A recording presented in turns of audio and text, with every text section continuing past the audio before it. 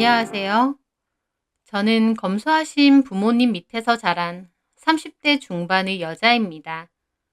꼭 필요한 것만 사고 한 번 산 건 최대한 오랜 사용해야 된다는 게 저희 부모님의 철칙이세요. 무슨 물건이든 쉽게 쓰여지고 쉽게 버려져 쓰레기가 하늘처럼 쌓이는 요즘, 저는 하나를 사더라도 제대로 된 걸 사고 오래 사용하는 소비 방식이 얼마나 중요하고 좋은 습관인지 잘 알고 있습니다.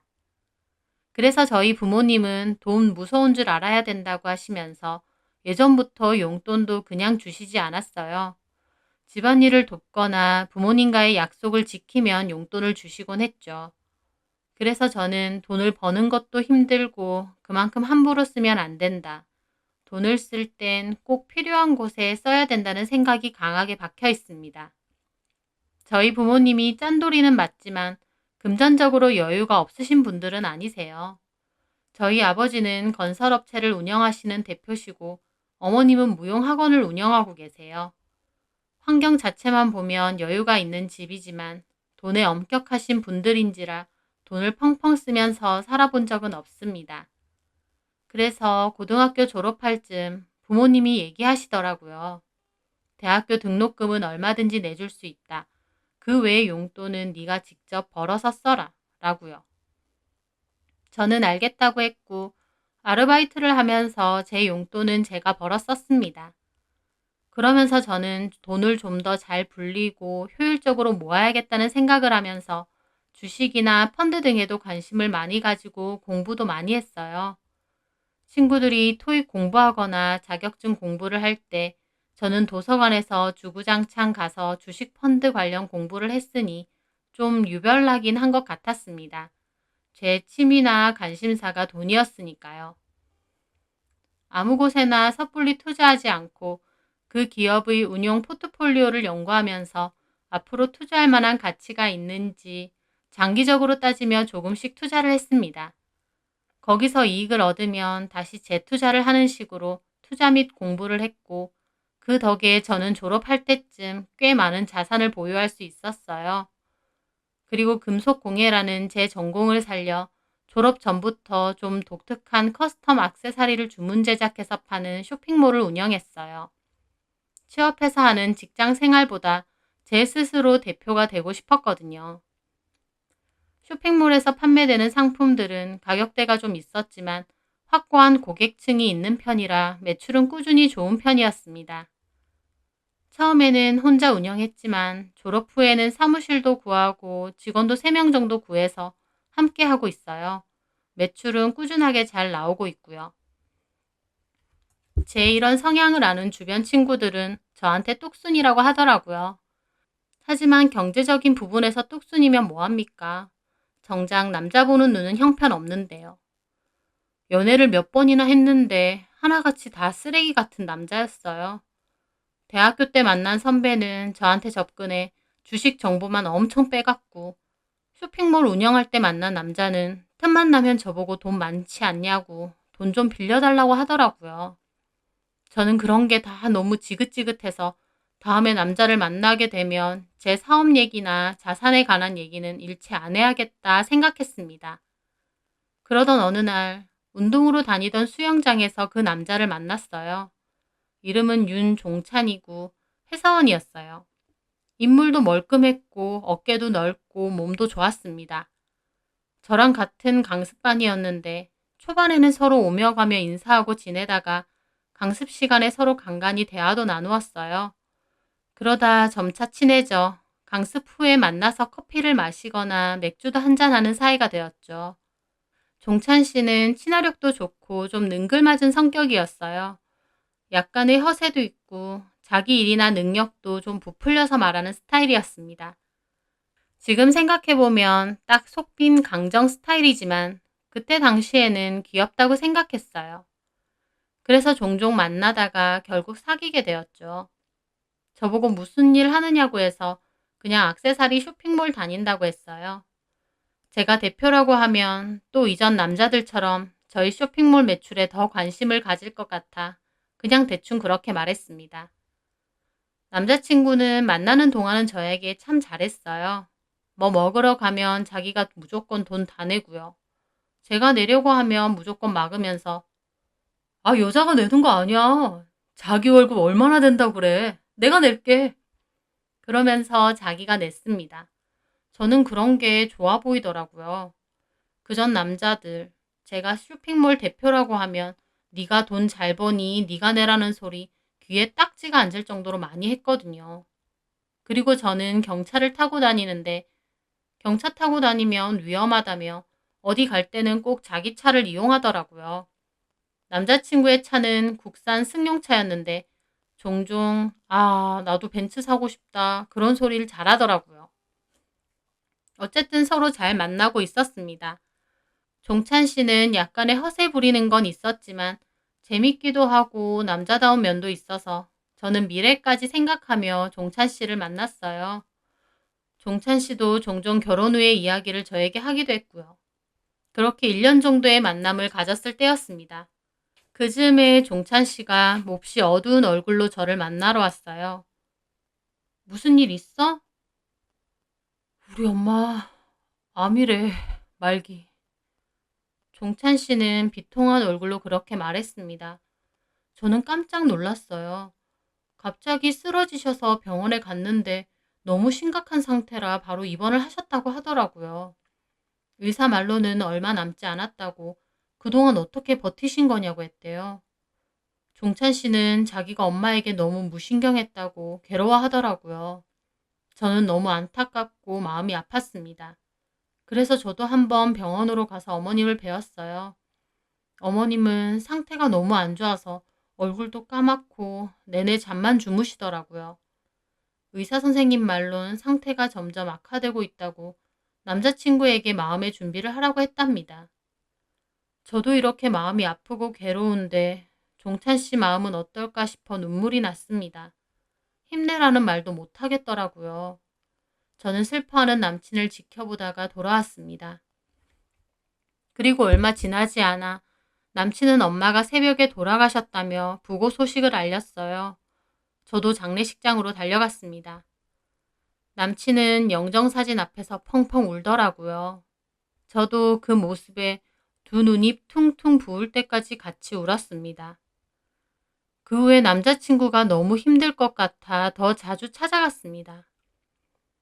남자친구는 한동안 엄마에게 너무 죄송하다고 술도 많이 마시고 괴로워했어요.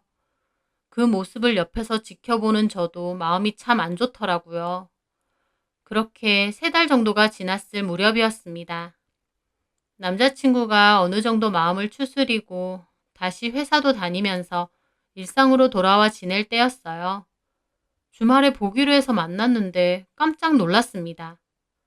남자친구가 갑자기 벤츠를 타고 온 거예요. 자기 차라면서요. 갑자기 이 차가 자기 차라고? 어때? 아니, 차는 좋지. 근데 무슨 돈이 있어서? 종찬 씨의 말은 놀라웠습니다. 종찬 씨가 차를 산 그 돈은 바로 돌아가신 어머님의 암 보험비라는 거예요. 어머님이 돌아가시기 전에 어머님 앞으로 해놓은 보험의 진단비며 보험비 모두 다 종찬 씨 가지라고 했대요. 수혜자가 종찬 씨니 다 받은 건 알겠는데 그 돈으로 벤츠를 샀다고 하니 기분이 좀 이상했습니다. 어머니 돌아가시고 받은 사망보험금으로 비싼 외제차를 샀다니요. 어머니가 주신 보험금 알아서 쓰는 거긴 하지만 그 순간 뭔가 말로 표현하기 어려운 이상한 감정이 들더군요. 하지만 종찬 씨는 너무 기뻐하며 차를 자랑했어요. 그 전부터 노래를 부르며 갖고 싶어 했던 차거든요. 그러면서 하는 소리가 이 차 사고도 보험금이 남아있다면서 돈에 여유가 있으니 좋다고 하더라고요. 그런데 어이없는 일은 그 후부터였습니다. 그렇게 원하던 고급 외제차를 타기 시작한 후부터 종찬 씨는 좀 변하더라고요. 자기가 비싼 차 탄다고 일반적인 다른 차를 무시하기 시작하는 겁니다. 가령 운전하고 가다 어떤 차가 끼어들면 아이, 저딴 싸구려 차 끌고 다니면서 어디서 끼어들어? 그런 소리를 하던가 아니면 다른 차랑 자기 차를 비교하면서 역시 내 차가 최고네. 저런 국산 차는 저도 안 탄다. 그런 소리도 했습니다. 당연히 제가 타고 다니는 오래된 경차도 욕하더라고요. 장난감 같은 경차 타고 다니면 쪽팔린다고 웬만하면 할부로라도 좀 멀쩡한 차로 바꾸래요. 잘만 타고 다니는 제 차 욕하니까 좀 어이없더라고요. 솔직히 저 마음만 먹으면 당장 종찬 씨가 타고 다니는 외제차 살 수 있는 능력 됩니다. 할부 없이요. 하지만 제 경차 멀쩡하기만 하고 잘만 굴러가는데 뭐하러 새 차로 바꾸나요? 게다가 기름값도 덜 나가고 경차 혜택도 많은데요. 차가 바뀌면서 사람이 바뀐 건지 아니면 원래도 그런 사람이었는데 이전에는 그 정도로 허세 부릴 만한 건수가 없어서 참았던 건지 모르겠더라고요. 제가 그전까지 알던 종찬 씨 같지가 않았습니다. 그리고 차를 사고도 남는 보험금 가지고도 허세를 엄청 부리더라고요. 갑자기 부자라도 됐냐 행세를 하는 겁니다. 저는 남자친구의 행동이 좀 이해되지 않았어요. 어쨌든 그 돈, 결국 어머님의 사망 보험금이잖아요. 어머님이 아들을 위해 마지막으로 남겨준 돈인데 그걸로 저렇게 허세를 부리고 다니니 보기 좋지 않더라고요. 게다가 그렇게 허세 부릴 만큼의 많은 돈도 아니었고요. 월급만 받으면 쓰기 바빴던 종찬 씨에겐 남아있는 보험금 정도면 아주 거금이라고 생각했겠지만 그렇게 앞뒤 없이 펑펑 쓰고 다니면 금방 거덜나는 건 시간 문제였습니다. 그런 모습들을 지켜보며 저도 조금씩 남자친구에 대한 정이 떨어졌는데 남자친구 역시 그 즈음에 저를 대하는 행동이 좀 달라지더라고요. 저는 옷 하나를 사도 마음에 드는 거 하나를 사서 자주 입고 다니거든요. 그걸 보고 옷 좀 사 입으라며 그 정도 돈도 없냐 하더라고요. 게다가 제가 긴 생머리인데 갑자기 저더러 머리 좀 하고 다니래요. 그렇게 아무것도 안 하고 긴 생머리로 치렁치렁 다니는 거 없어 보인대요. 어이가 없더라고요. 언제는 긴 생머리가 너무 예쁘다고 할 땐 언제고 이제는 없어 보인답니다. 게다가 제가 자주 들고 다니는 에코백이 바닥이 조금 해졌거든요. 디자인 전공하는 친구가 직접 만들어서 선물해 준 건데 디자인이 너무 마음에 들어서 잘 들고 다녀요. 그런데 하루는 제 가방을 빤히 보더니 그래요. 그 거렁뱅이 같은 가방은 언제 버릴 거야? 저는 기분이 확 상하더라고요. 친한 친구가 직접 디자인해서 준 세상에서 하나밖에 없는 가방인데 좀 해줬다고 함부로 말하는 거예요. 거렁뱅이? 말 다 했어? 그렇잖아. 솔직히 여태껏 참았는데 그거 진짜 볼품 없어 보여. 좀 버리면 안 돼? 내가 까짓 거 하나 사줄게. 비싼 명품으로다가. 내가 돈이 없어서 새 가방 안 사는 것 같아? 아니었어? 나는 맨날 거지 같은 가방만 들고 다니길래 그런 줄 알았지. 뭐라고? 남친은 완전 비아냥거리며 저에게 말하더군요. 저는 속으로 싸우자는 건가 싶었습니다. 그래서 저도 참고 참았던 말을 했죠. 자기 요새 진짜 허세 심한 거 알아? 허세? 내가 무슨 허세를 부린다는 거야? 솔직히 자기 버는 월급에 그 차가 감당이 돼? 그 차 유지비가 얼만데 기름도 엄청 먹고. 아, 또 구질구질한 소리 하네. 그러면서 무슨 똥 씹은 표정을 짓더라고요. 저는 기분이 확 상해서 말했습니다. 구질구질? 그래. 차라리 이렇게 말 나왔으니 얘기 좀 하자. 나 요새 너한테 진짜 정 떨어질라 그래. 궁상도 정도껏 떨어야지. 다 떨어진 거지 같은 가방에 뭐 옷은 맨날 같은 것만 입고 왜 그러고 사냐? 네 또래 여자들 얼마나 잘 꾸미고 화려하게 잘 다니는 줄 알아? 너는 액세서리 쇼핑몰 다닌다는 애가 왜 그렇게 구질구질하게 다니냐? 그러면 너처럼 분수에도 안 맞는 외제차 끌고 다니고 갑자기 돈 생겼다고 펑펑 쓰고 다니는 게 좋은 거야? 멋있는 거고? 톡 까놓고 말해서 그런 게 다 허영이고 허세라는 거야. 그랬더니 남친이 갑자기 아이씨 하면서 자리에서 일어나는 거예요. 뭐? 분수에도 안 맞아? 누구더러 분수에 안 맞대? 내가 끌고 다닐만 하니까 끌고 다니는 거야. 나는 지금 내 차가 내 분수에 맞는 거고 너는 네 똥차가 네 분수에 맞는 거고. 야, 됐다. 그만하자. 나 너랑 못 만나겠다. 너랑 있으면 나까지 구질구질해지는 기분이야. 그래서 저도 말했습니다. 그래 헤어져. 너 허세 부리고 허영 부리는 거 나도 더 이상은 못 봐주겠다. 그래 헤어지자. 솔직히 진작에 너랑 헤어지고 싶었다. 네 그 거지 같은 가방 갖다 버리고 싶었던 게 하루 이틀이 아니야. 내가 충고 하나 하는데 너 앞으로 연애하고 싶으면 제발 그렇게 구질구질하게 다니지 마라. 남자들 그런 거 딱 질색해. 그럼 나도 충고할게. 너도 앞으로 연애하고 싶으면 그 허세랑 허영 좀 버려라. 여자들이 그런 거 모를 줄 알아? 쥐뿔도 없는 게 머리에 똥만 차가지고. 똥? 너 말 다 했냐? 이 거지 같은 게. 야, 거지 같은 가방 들고 꺼져. 내가 옷 좀 사 입으라고 돈 좀 주리? 유치하게 막말을 해대는데 아주 못 봐주겠더라고요. 저는 그대로 밖으로 나왔습니다. 집으로 오는데 얼마나 기가 막히던지요. 엄마 사망 보험금으로 허세 부리고 다니는 골빈놈. 저도 더 이상 보기 싫더라고요. 그렇게 그 남자와는 끝이 났습니다. 그래도 1년 정도 만났으니 남자친구가 헤어지면 많이 슬플 줄 알았는데 생각보다 별로 타격은 없더라고요.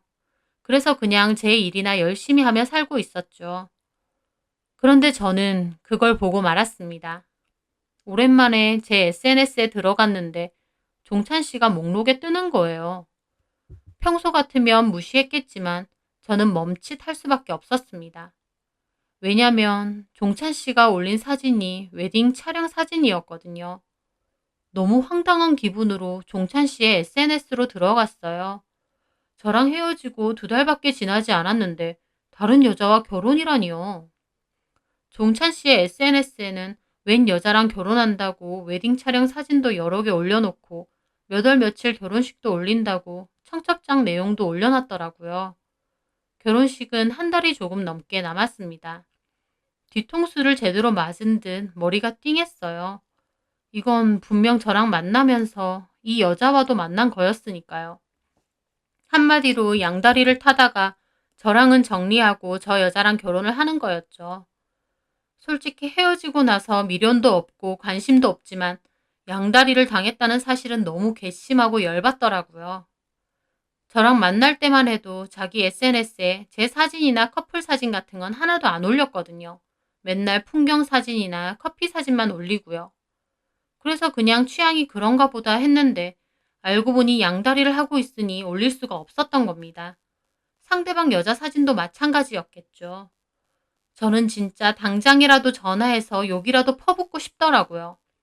서로 정 떨어져서 헤어질 순 있지만 이렇게 대놓고 양다리는 아니잖아요. 게다가 보란듯이 웨딩 촬영 사진까지 올려놓고요. 저는 댓글에 있는 상대방 여자 SNS도 들어갔습니다. 성형을 많이 한 화려한 외모에 명품 가방 들고 찍은 사진이 많더라고요. 딱 종찬 씨가 원하는 돈 잘 쓰고 화려한 그런 여자였습니다. 참 기가 막히고 어이없더라고요. 그때 당시에는 배신감에 씩씩거렸지만 시간이 조금 지나고 마음 정리가 된 저는 그냥 똥 밟았다 생각하기로 했습니다. 이미 헤어진 마당에 알고 보니 양다리였다는 걸 알아봤자 달라질 건 없으니까요. 그저 쓰레기만 만나는 내 남자 취향을 생각하며 앞으로 연애도 하지 말고 결혼은 더더욱 하지 말자 결심했을 뿐이죠. 그런데 진짜 웃긴 건요. 그렇게 잊고 지내려고 했는데 저한테 뜬금없이 카톡으로 모바일 청첩장을 보내는 거예요. 그걸 받고는 이게 진짜 미쳤나 싶더라고요. 저는 단박에 전화를 했어요. 야, 너 이거 뭐야? 이딴 걸 나한테 왜 보내는데? 봤어? 나 곧 결혼해. 너도 알고 있으라고. 네가 결혼하던지 말던지 나한테 이런 걸 왜 보내냐고. 네가 나한테 뭐 여자 만나려면 허세나 허영 버려야 된다느니 어쩌느니 개소리 했지? 근데 어쩌냐? 너 아니라도 나 좋다는 여자 많아. 놀고 있네. 너 양다리 걸친 거지? 왜 그러고 사니? 양다리까진 아니야. 환승 정도로 해두자. 환승 같은 소리 하네. 그러면 끽해야 2-3달인데 2-3달 만난 여자랑 결혼을 해? 서로 너무 사랑하면 그럴 수도 있지. 너랑은 1년이 지나도 결혼하고 싶은 생각 안 들었는데 이 여자랑은 빨리 결혼하고 싶더라? 진짜 유치해서 못 봐주겠더라고요. 다시 한번 이런 놈이랑 헤어진 게 정말 잘한 거구나 했습니다. 그리고 더 이상 이놈이 장단에 맞춰주지 말자 싶었어요. 그래, 결혼하던지 말던지 알아서 해. 근데 나한테 다시는 연락하지 마. 결혼 앞둔 새 신랑이 이렇게 전 여친한테 연락하는 거, 네 와이프 될 사람이 알면 뭐라고 하겠니? 내 와이프는 쿨해서 그런 거 신경 안 써. 너처럼 구질구질 하지도 않고. 꾸미기도 잘 꾸미고 돈도 시원시원하게 잘 써. 너랑은 완전 딴판이거든. 그래 좋겠다. 그러면 돈도 잘 쓰고 꾸미기도 잘 꾸미는 여자랑 결혼 잘하고 앞으로는 다시는 연락하지 마. 저는 그렇게 전화를 끊었습니다. 뭐 이런 미친놈이 다 있나 싶더라고요. 저는 진짜 똥이 아니라 설사 밟은 꼴이다 생각하며 그렇게 참았습니다. 진짜 내 인생에 괜찮은 남자는 없나. 별의 별놈 다 만나는구나. 연애는 개뿔. 진짜 돈이나 벌고 살자는 생각을 다시 했습니다. 그렇게 시간이 흘러 두어 달 지났을 때였어요. 제가 어디 갈 곳이 있어서 새벽에 운전을 해서 가고 있었어요. 사거리였는데 저는 직진 신호를 보고 출발했는데 웬 트럭이 그대로 오른쪽에서 밀고 나와 제 차를 친 겁니다. 너무 강한 충격으로 저는 잠깐 기절까지 했어요. 눈 떠보니 트럭 기사분이 괜찮냐고 제 창문을 두드리고 있더라고요. 저는 정신을 차리고 내려서 운전을 그렇게 하시면 어쩌냐고 난리를 쳤어요. 그나마 사람이 없는 이른 시간대라 다행이지 다른 차라도 있었으면 정말 큰일 날 뻔했습니다. 그렇게 보험사를 불러서 처리를 했고 저는 병원으로 갔습니다. 다행히 목 근육만 좀 놀랐고 많이 다치진 않았어요. 그런데 사고 났을 당시에는 경황이 없어서 몰랐는데 후에 보험사에서 연락이 와서 보니 차는 폐차시켜야 될 정도로 거의 반파 상태가 됐더라고요. 구사일생으로 제가 앉아있던 운전석 정도만 괜찮았고 조수석이며 뒷자리까지 다 엉망으로 구겨져 있었던 거예요. 저는 그걸 보고 등골이 오싹하더라고요. 진짜 천운으로 살아났다 생각밖에 들지 않았습니다. 그 차는 결국 폐차를 했고 저는 한동안은 무서워서 차 없이 다녔어요. 그러다가 몇 달이 지나고 일 때문에라도 차가 있어야겠다 싶어서 새 차를 구매하기로 했습니다. 무조건 튼튼하고 안정성 좋은 차를 1순위로 찾은 저는 튼튼하기로 유명한 외제차 브랜드에서 가장 최신에 나온 SUV로 구매를 했습니다. 차체가 두껍고 커서 그런지 좀 더 마음이 놓이더라고요. 그리고 그 후에 직원들끼리 오랜만에 회식을 하기로 했습니다. 저희 회사는 회식을 자주는 하지 않지만 한 번 할 때 고급 레스토랑에 가서 회식을 하거든요. 인원이 많지 않으니 고기 구워 먹고 술 먹고 이런 것보다 비싸고 좋은 곳에서 식사만 하고 헤어지는 게 더 좋을 것 같아서요. 그날은 일부러 직원들이랑 옷도 잘 차려입고 출근하기로 약속도 했어요. 그렇게 저는 오랜만에 꾸미고 출근을 했죠. 직원들은 저보고 대표님 너무 예쁘다고 맨날 이렇게 다니시라고 하더라고요. 저는 좀 쑥스러워서 어떻게 맨날 이렇게 꾸미고 다니냐고 귀찮다고 하고 말았어요. 그리고 퇴근 후 제 차에 직원들 3명을 태우고 인근 레스토랑으로 갔습니다. 예약된 자리에 앉았는데 갑자기 제가 차에 지갑을 놔두고 온 게 기억나서 직원들에겐 있으라고 하고 저만 주차장으로 다시 나갔거든요. 차가 있는 방향으로 걸어가고 있는데 저는 그곳에서 그놈을 마주친 겁니다. 윤종찬, 바로 전남친 놈이요. 세상도 좁지. 어떻게 그곳에서 그렇게 마주치게 되는 건지요. 그놈은 자기 와이프 같은 여자랑 자기 차에서 내리고 걸어오다가 저를 알아보더라고요. 저도 그놈인 줄 알아봤는데 속으로 짜증난다. 어떻게 여기서 마주치냐를 되뇌이며 제 차로 갔습니다. 그런데 제가 차문을 열고 지갑을 꺼내 다시 출입구로 가려는데 그놈이 입구에서 저를 쳐다보고 있는 거예요. 엄청 의아한 얼굴로요. 그 표정은 전에 타던 경차는 어쩌고 저 외제차에서 내리냐라는 표정이었어요. 그놈 와이프는 지네 남편이 저를 빤히 보고 있으니까 인상을 쓰며 아는 사람이냐고 물으면서 전 남친놈 팔을 잡아당기더라고요. 저는 쌩까고 그냥 안으로 들어갔습니다. 먼저 자리로 돌아와서 직원들이랑 얘기하고 있으니 전 남친네도 들어오더라고요. 근데 하필이면 제 자리 근처로 예약을 한 것 같았어요. 아, 마주친 것도 모자라 자리까지 가깝네 싶어서 순간 짜증이 났지만 그냥 모른 척 직원들하고 대화를 나눴습니다. 대표님, 저희 먹고 싶은 거 다 시켜도 되죠? 그럼요. 회식 자주 하는 것도 아닌데 다 시켜요. 와인도 한 병 시키고요. 저는 운전해야 되니까 저 빼고 드세요. 대표님 최고! 이런 회식 너무 좋아요. 근데 여기 많이 비싼데. 괜찮아요. 시키고 싶은 거 다 시키고 실컷 드세요. 그렇게 화기애애하게 얘기를 하는데 옆쪽 테이블에 앉은 전 남친놈이 자꾸 힐끔힐끔 거리는 거예요. 자꾸 그러니까 그 와이프도 저를 의식하는 것 같고요.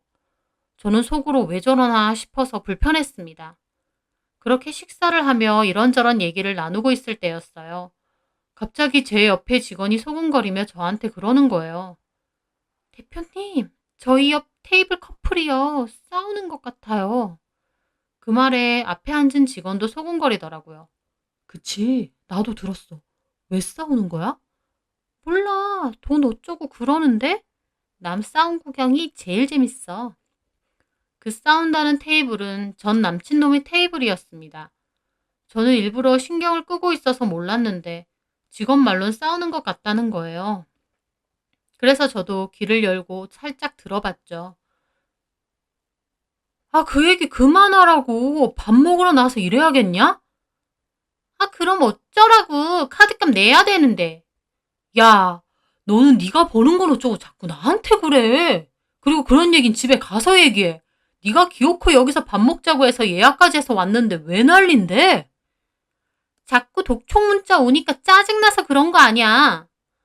아이씨, 네가 쳤쓴 걸 왜 나한테 그러냐고. 네가 쳤어? 너 말 다 했냐? 내 카드 나만 썼냐? 너도 썼잖아. 네가 신상 구두 산다 어쩐다 하다가 그렇게 된 거 아니냐고. 아, 야, 됐다. 진짜 입맛 떨어지네.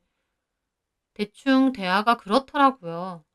전 남친놈은 창피한 것도 없는지 다른 사람도 있는 레스토랑에서 와이프랑 그러고 싸우는 거예요. 직원들도 쳐다보는데요. 대화 내용 들어보니 부부끼리 카드 엄청 긁고 다니나 보네 싶어서 어이가 없더라고요. 참 끼리끼리 잘 만났다 싶었어요.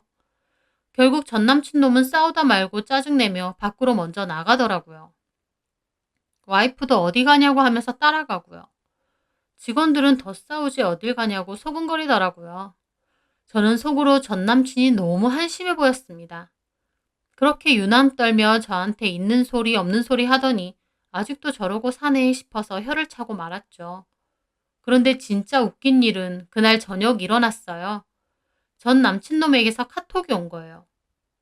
집에 들어갔니? 아까 식당에서 우연히 마주쳐서 진짜 놀랐어. 이 미친놈이 왜 갑자기 연락인가 싶어 그냥 쌩 깠습니다. 그런데 조금 있다 또 톡이 오더라고요. 너 엄청 예뻐졌더라. 나랑 만날 때도 좀 그렇게 다니지. 나 아까 놀랐거든. 옷도 너무 예쁘던데? 결혼한 유부남이 어디서 수작인가 싶었어요. 제가 답장을 안 하니 잠시 후 또 톡이 오더라고요. 왜 읽고 답이 없어? 오랜만에 만나서 좀 반갑기도 하더라. 잘 지내지? 너는 나 오랜만에 봤는데 안 반가웠니? 그때 저는 뭐라고 하나 싶어 일부러 답을 한번 보내봤습니다. 엄청 잘 지내. 너도 잘 지내지? 제가 답장을 보내자 기다렸다는 듯 막 답장이 오더라고요. 잘 지내긴. 나 별로 안 좋아. 아까 봤지? 부끄럽게 너한테 그런 모습 보인 거. 와이프랑 맨날 싸워. 집에 있기도 싫다. 헤어진 여자친구에게 와이프 욕이나 하다니 얘는 진짜 답도 없구나 싶었습니다. 하지만 일부러 나쁘지 않게 대답했죠. 싸우긴 왜 싸워? 네가 그토록 원하던 여자잖아. 잘 좀 살아. 내가 미쳤지. 월에 200 벌면서 쓰는 건 500을 쳐 써댄다. 그게 제정신이야? 쥐뿔도 없는 게 대가리에 똥만 찼는지 무조건 명품 명품. 집에 물건이 아주 넘쳐나. 뜯지도 않은 택배도 한가득이고. 내가 아주 사기 결혼 당한 기분이야. 기가 막히더라고요. 제가 다시 대답이 없자 다시 톡이 왔습니다. 근데 너 아까 그 차는 뭐야? 너 로또라도 됐어? 갑자기 그 비싼 차를 어떻게 샀어? 그리고 옆에 사람들이 너 보고 대표님이라는 것 같던데 대표라니? 너 사업해? 저는 일부러 보란 듯이 보냈습니다. 원래 타던 차 폐차시켜야 될 일이 있어서 새로 샀어. 회사는 예전부터 하던 거고. 예전부터 했다고? 너 나한테 직원이라고 했잖아. 그냥 그렇게 말한 거야. 돈돈거리는 남자들이 하도 많으니까 지겨워서. 전 남친은 한참 뒤 답이 오더라고요. 그 액세서리 쇼핑몰을 너가 하는 거라고? 거기 엄청 비싼 것만 팔았잖아. 쇼핑몰이 얼마나 잘 되길래 그런 비싼 레스토랑에서 직원들이랑 식사를 해? 할만하니까 하지. 열심히 일하는 직원들한테 그 정도도 못 해줄까. 너 나 만날 땐 돈 진짜 안 썼잖아. 맨날 거지 같은 가방만 들고 다니고. 근데 네가 대표라니 좀 놀랍다. 그 차도 그렇고. 내 맘이지. 그럴 만한 능력 되니까. 나랑 만날 때 얘기 좀 해주지. 난 몰랐어 전혀. 솔직히 그런 부분 빼곤 너랑 나 잘 맞았잖아. 서로 많이 사랑했고. 저는 육성으로 지랄한다 싶었습니다. 그래서 딱 한마디만 더 하고 그쯤에서 남친과의 톡을 그만하기로 했어요. 아무리 그래도 유부남인데 이런 식으로 톡 주고받는 건 하면 안 될 것 같았거든요. 그래서 저는 하고 싶은 말을 담은 마지막 톡을 썼습니다. 내가 그런 얘기를 너한테 왜 하니? 했으면 나한테 콩고물이라도 얻어먹으려고? 기생충이야 뭐야. 그리고 결혼까지 한 남자가 나한테 톡은 왜 해? 내가 충고 하나 할게. 제발 정신 똑바로 차리고 땅에 발 좀 붙이고 살아. 분수에 맞지도 않는 사치 부리지 말고. 남한테 네 와이프 욕하는 짓도 그만해. 사기 결혼? 웃기고 있네. 그 여자도 너 같은 놈이랑 결혼한 거 사기 결혼이라 생각할걸? 한 번만 더 연락하면 네 와이프 SNS로 지금 한 대화 그대로 보내줄 테니까 이혼당하고 싶지 않으면 다시는 연락하지 마라. 저는 그렇게 보내고 바로 차단을 했습니다. 어이가 없더라고요. 아까 제 차랑 대표님 소리 듣고 다시 찝쩍거리려고 하는 게요. 그때 그렇게 헤어진 게 진짜 천만다행이다 싶었습니다. 자기는 결혼한다고 저한테 청첩장 보내며 비꼬는 소리 해댔을 때 저는 별말 못한 게 열받았는데 뒤늦게라도 하고 싶은 말 하니 속이 다 시원했습니다. 지도 생각이라는 게 있다면 제가 하는 얘기 기분 나쁘게만 들을 게 아니고 마음에 좀 새겼음 하네요. 갑자기 생긴 돈, 그것도 어머니 사망보험금 가지고 부자라도 됐냥 허세 떨고 살더니 앞으로는 제발 정신 좀 차리고 살았으면 싶습니다. 제 사연 들어주셔서 감사합니다.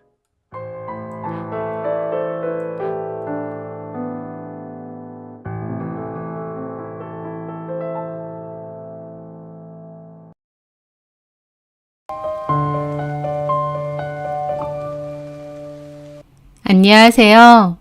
저는 오랫동안 솔로로 지내다가 짧은 결혼 생활을 하고 다시 솔로가 된 40대 중반 여자입니다.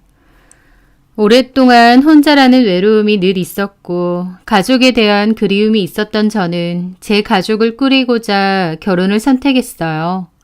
내 가족이 생기면 외로움은 덜할 거라고 생각했거든요. 하지만 막상 결혼을 하고 나니 더더욱 뼈저리게 내가 혼자라는 사실을 깨달았습니다. 그리고 끝을 냈고 그 선택에는 후회가 없어요. 저는 44살쯤에 결혼을 했는데요. 초혼 나이치고는 꽤 늦은 편이죠. 결혼이 너무 하고 싶은데 못했던 것도 아니고 확고한 비혼주의라서 일부러 안 했던 것도 아닙니다. 마음 잘 맞는 사람 있으면 결혼을 할 수도 있겠지만 나이나 상황에 떠밀려 억지로 꼭 할 필요는 없다 정도가 제 마음이었어요. 사람들은 저보고 일명 골드미스라고도 불렀고 저 정도의 재력이면 굳이 결혼하지 말고 혼자 살라는 얘기도 많이 하더군요. 어느 정도의 재력이 있길래 그런 얘기를 듣냐고요? 저는 할아버지가 공장 임대업을 하셨는데요. 돌아가시면서 모든 재산을 저한테 다 물려주고 가셨습니다. 공장 부지 및 공장 건물 임대 수입이 매달 들어왔는데 들으면 다들 놀라는 수준이었습니다. 그런 돈을 매달 받으며 사니까 돈 걱정 없고 아쉬울 것도 없겠다는 소리도 잘 들었고 저도 제가 가진 것에 감사해하며 밝고 활발하게 제가 하고 싶은 거 다 해보면서 살았던 것 같아요. 하지만 세상에 상처 없고 결핍 없는 사람은 없다고 금전적으로 풍족하고 화려한 싱글 라이프를 즐기는 것 같은 저도 마음속에는 채워지지 않는 외로움과 서글픔 같은 건 늘 존재했죠. 저는 부모님이 안 계세요. 부모님이 제가 아주 어렸을 때 교통사고로 한 번에 다 돌아가셨습니다. 부모님 중 한 분이 돌아가셔도 그 슬픔과 빈자리가 몹시 클 텐데 저는 한 번에 두 분이 다 돌아가시는 엄청난 비극을 겪었죠. 그나마 제가 아주 어렸을 때라 부모님에 대한 기억이 많지 않다는 게 다행이라면 다행이고 서글픈 일이라면 또 서글픈 일인 것 같아요. 부모님에 대한 기억이 없으니 그만큼 슬퍼하거나 그리워할 것도 적겠지만 또 한편으론 그래도 그리워하고 추억할 만한 부모님과의 추억조차 없다는 거니까요. 갑자기 부모님을 잃고 저는 조부모님 밑에서 자랐습니다. 제가 많이 어렸을 때는 할아버지 할머니가 저희 부모님인 줄 알고 그렇게 불렀다고 하더라고요. 할아버지를 아빠로, 할머니를 엄마로요. 좀 더 크고 나서 부모님이 사고로 한꺼번에 다 돌아가셨다는 얘기를 조부모님께서 저에게 해주셨습니다. 큰 충격이기도 하지만 부모님에 대한 기억이 없으니 크게 슬프지도 않더군요. 그냥 나는 부모님이 없구나 실감이 될 뿐이었죠. 할머니, 할아버지가 부족함 없이 해주셨지만 저에게는 늘 불쌍하다, 부모가 다 한날 한시에 같이 죽었다더라, 부모 복이 없다라는 꼬리표가 달려 있었습니다. 그런 소리를 들으면 위축이 될까봐 더더욱 밝고 쾌활하게 살려고 했던 것 같아요.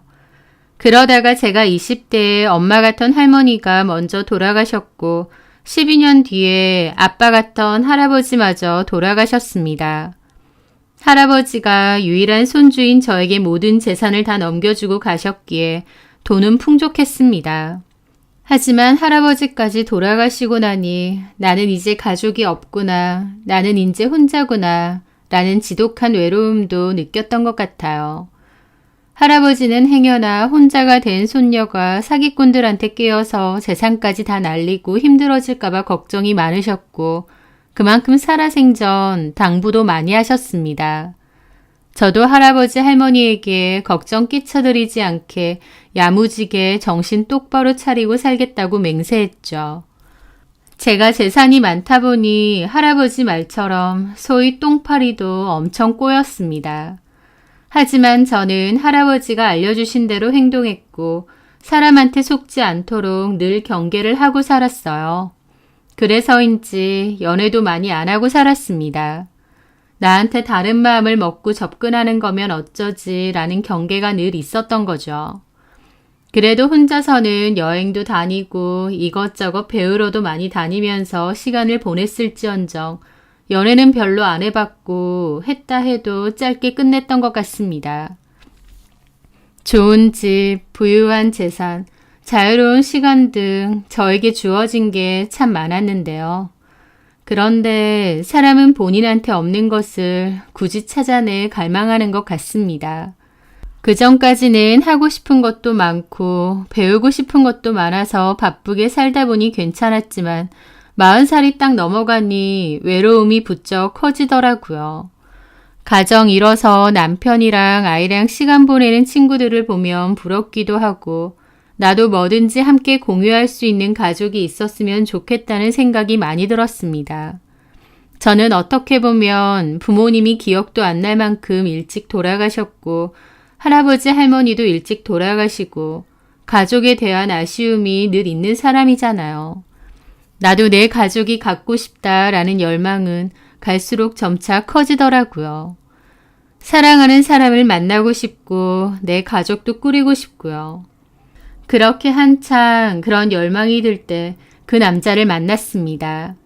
제 마음이 너무 약해져 있을 때였기 때문에 그 사람의 존재가 저에게는 더욱 쉽게 커졌던 것 같아요. 그 남자를 만나게 됐던 건 그때 당시 다니던 러닝 동호회에서였습니다. 대학교 때부터 친하게 지냈던 후배가 한 명 있었어요. 이름은 이성미고 저보다 3살이 어린데 성격도 좋고 마음도 잘 맞아서 계속 잘 지내왔죠. 그 후배는 결혼은 했고 딩크라서 아이는 없는 상태였고요. 성미는 자기 관리를 철저히 하는 성격이고 늘씬하고 예뻤어요. 그런 성미가 운동할 겸 같이 러닝 동호회를 가자고 했습니다. 역시나 평소에 운동을 좋아했던 저는 알겠다며 성미를 따라 참석을 했죠. 그곳에는 러닝 크루들이 여러 명 있었는데 나이도 다양하고 이미 친하게 지내는 무리들도 있고 다양한 사람들이 있었습니다. 그리고 저는 그곳에서 그 남자와 만나게 되었죠. 저의 남편이 될 사람이요. 그 남자의 이름은 김연호고 저보다 7살이 어렸고 회사원이라고 하더라고요.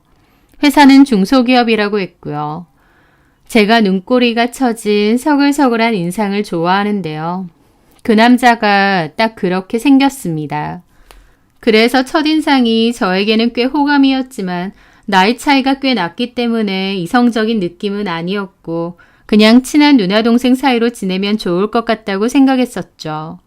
그런데 그 남자는 오히려 저에게 꽤나 적극적으로 다가오더라고요. 안부 연락도 자주 하고 운동 후 회식할 때는 일부러 제 옆에 앉아서 이것저것 챙겨주기도 하고요. 같이 술을 마시면 제가 먼저 택시를 불러서 가게 되면 그 택시 차 번호를 찍어서 꼭 저에게 보내주고 집에 가면 전화를 하더라고요. 잘 들어갔는지 속은 많이 안 불편한지 일일이 묻고요. 오랜만에 남자가 그렇게 챙겨주는 걸 겪다 보니 설레기도 하면서 한편으론 그냥 원체 성격이 다정한 사람이고 남들한테도 이러는 게 아닐까 싶기도 했습니다.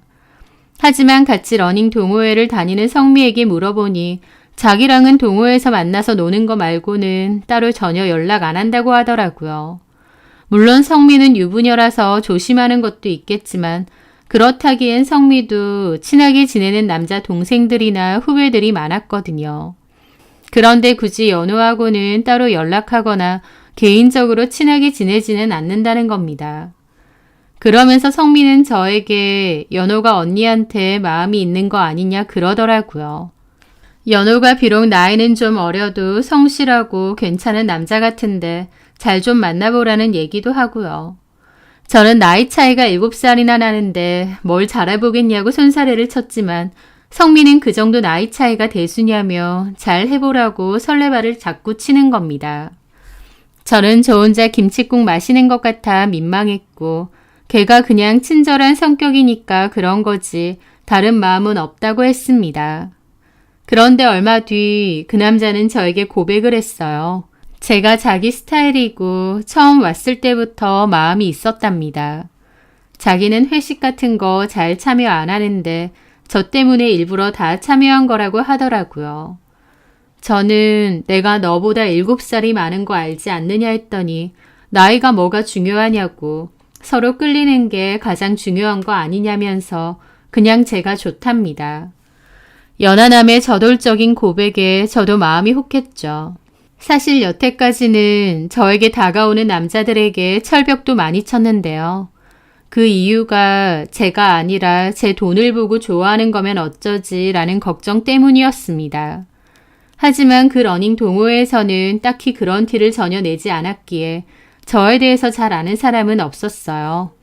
다들 두루두루 친하게는 지내고 간단하게 서로의 직업이나 나이 정도는 물어볼지언정 깊게 아는 건 아니었으니까요. 저는 그 남자가 제 돈이 아니라 그냥 저 자체를 좋아한다고 믿었습니다. 평소 같으면 경계했겠지만 그 남자에게는 그냥 마음이 풀어졌어요. 하지만 나이 차이도 좀 있고 제가 괜히 그 남자의 시간을 낭비하는 건 아닌가 싶었습니다. 제 고민을 성미에게 얘기했더니 성미가 그러더라고요. 언니도 연욱 씨가 좋은 거잖아.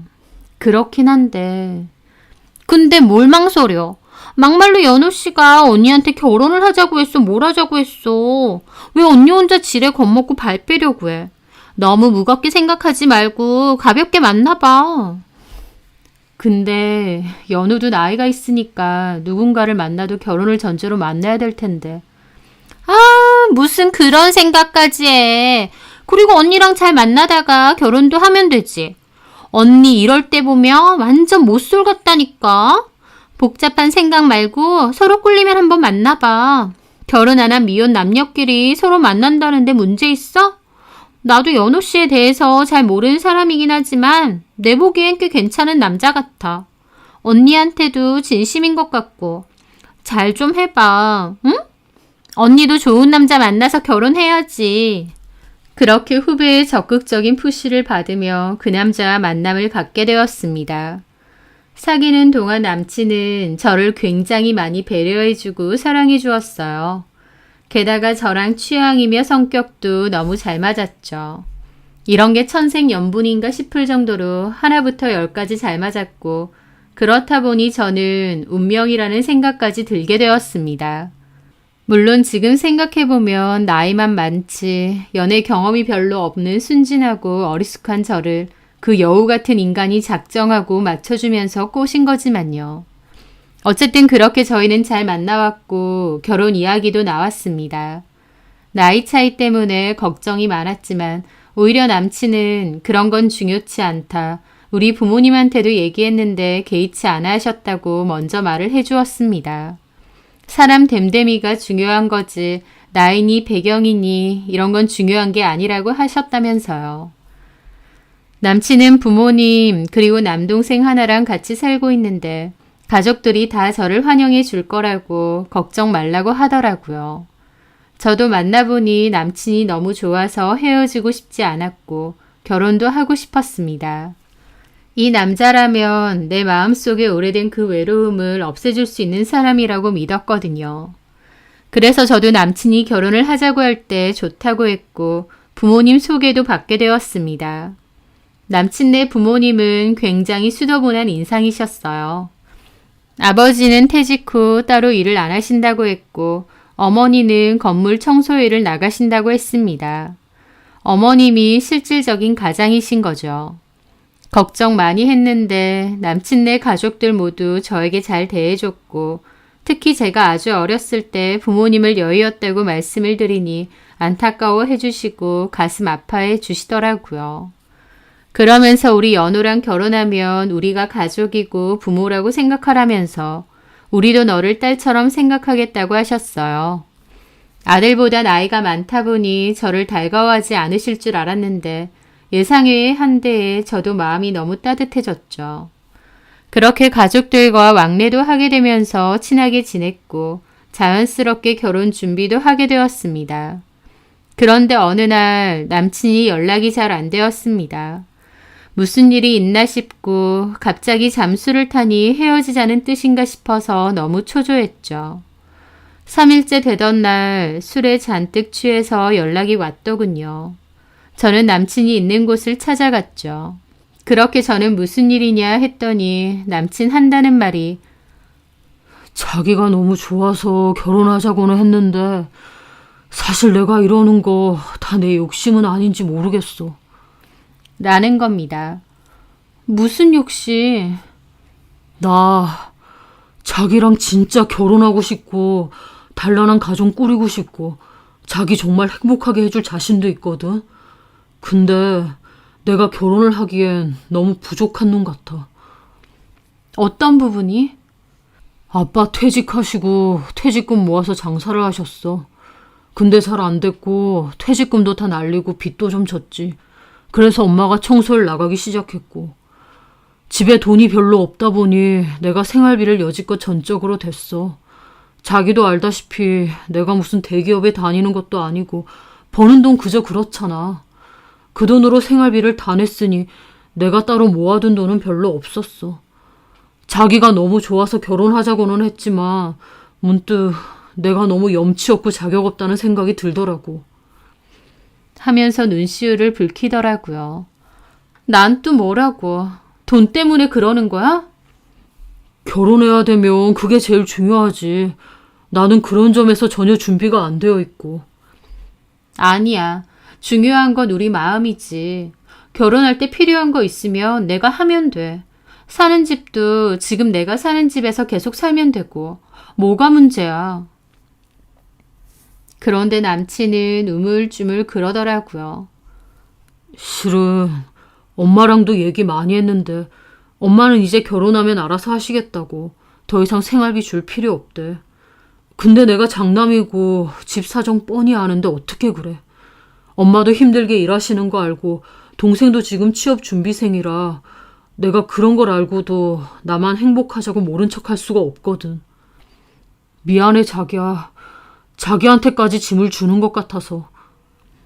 남친은 진심으로 미안해했는데 저는 괜찮다며 손을 꼭 잡아주었습니다.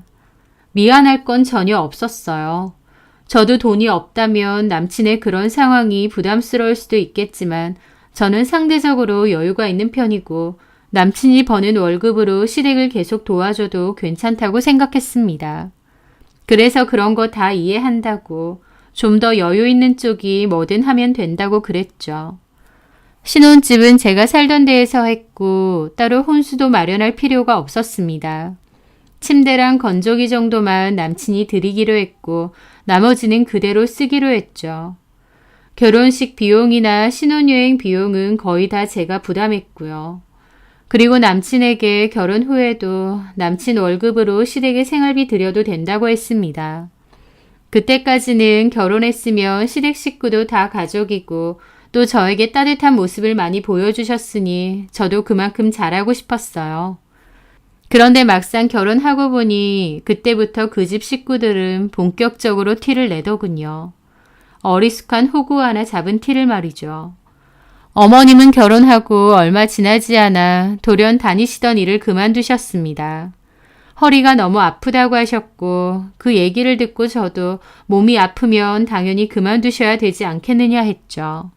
남편이 버는 월급은 몽땅 시댁 생활비로 쓰여져서 저는 결혼 기간 동안 남편의 월급은 만져본 적도 없습니다. 저도 결혼 전 합의한 부분이기 때문에 아무 불만은 없었고요. 그런데 허리가 아파서 일을 그만두신다던 어머님은 그때부터 못다한 여가 생활을 즐기고 운동도 다니기 시작했습니다. 친구분들도 만나러 다니고 백화점도 다니고 파크 골프도 시작했다고 하시더라고요. 저는 어머님에게 너무 집에만 있는 것보단 그렇게 운동도 하고 다니시는 게 허리에 더 좋을 거라면서 골프웨어 옷도 여러 벌 사드렸죠. 그런데 시댁에서는 본격적으로 저를 털어먹을 준비를 하더군요. 시동생은 취업 준비생이었는데 시동생이 들어가려는 회사는 희한하게도 차가 한 대 있어야 한다더군요. 영업 관련한 일이어서 그런지 모르겠는데 자차가 필수랍니다. 저희 남편한테 자차 없으면 그 회사 못 다닌다고 징징거렸고 어머님까지 남편한테 얘기를 하셨어요. 보기에는 남편한테 얘기하는 것처럼 보이지만 사실 남편이 아니라 저 들으라고 한 얘기겠죠. 그래서 제가 결국 시동생 차도 한 대 뽑아주었습니다. 국산 승용차로 뽑아줬고 어머님도 고맙다고 막 그러셨죠. 그때부터 뭐 필요한 게 있거나 먹고 싶은 게 있으시면 저를 잘 부르시더라고요. 어쩔 때는 어머님이 친구분들 만나는 모임에 저를 부른 적도 있어요. 말은 며느리 자랑하고 싶어서 불렀다는데 은근 식사한 거 제가 결제를 해주기를 바라는 눈치시더라고요. 어머님 체면도 있으시니 제가 결제를 한다고 했죠. 그랬더니 어머님 친구 한 분이 아휴 역시 돈 많은 며느리 얻는다고 자랑하더니 뭐가 달라도 다르네. 부럽다 야. 그러시는 겁니다. 어머님은 당황한 얼굴로 내가 언제 그런 자랑을 해. 얘는 사람을 착각했나 보네. 별소리를 다 한다니까. 누가 쟤한테 술 줬니? 그러시더라고요. 하지만 그 말에 저는 기분이 좀 묘했습니다. 돈 많은 며느리 얻는다고 자랑을 하셨다니요. 일부러 속이려던 건 아니지만 남편과 연애할 때 굳이 저의 금전적인 상황에 대해서 자세히 얘기한 적은 없습니다. 어머님도 그저 제 자체가 좋아서 환영한다고 하셨지 저희 집 재산 수준 같은 건 모르시는 눈치였고요. 그런데 어머님 친구분의 말이 묘하게 귀 언저리에서 맴돌더라고요.